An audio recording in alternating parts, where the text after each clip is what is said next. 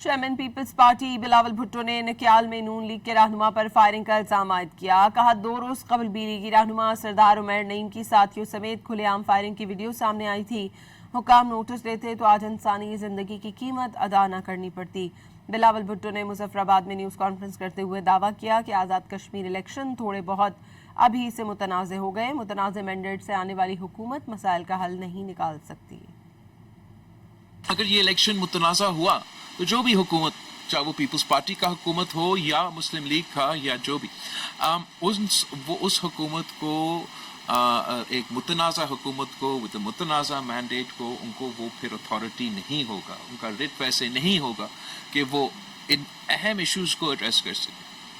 اور Pakistan Peoples party کے نقطۂ نظر سے اس لیے بھی زیادہ اہم ہے کہ ہم چاہتے ہیں کہ آنے والے آپ کا اسمبلی اہم ترین فیصلے لیں.